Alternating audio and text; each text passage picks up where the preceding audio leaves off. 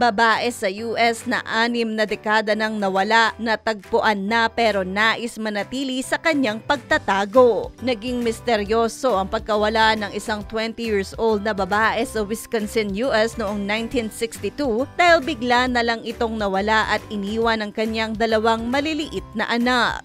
Inakala ng mga otoridad at maging pamilya ni Audrey Blackburn ay nawala siya dahil sa isang foul play. Ito ay dahil nagsumbong noon si Audrey sa pulisya na pinagbabantaan siya na paslangin ng kanyang mister.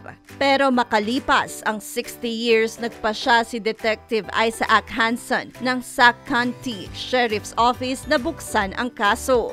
Dahil sa angking galing ng modernong teknolohiya at genealogy website ay natagpuan ang account ng kapatid ni Audrey. Nakatulong ito para makakuha si Detective Isaac ng iba pang impormasyon na magtuturo ng maaaring address ni Audrey. Nagawa ni Detective Isaac na makipag-ugnayan sa lokal na pulisya kung saan nakatira si Aubrey at nakumpirma niyang buhay pa ito, kung saan nakapag-usap si Detective Isaac at Audrey sa telepono. Ayon sa kanilang pag-uusap, may dahilan siya kung bakit niyang piniling umalis at magtago. Sinabi ni Audrey kay Detective Isaac na masaya siya sa kanyang desisyon at nais niyang manatiling pribado ang kanilang pinag-usapan.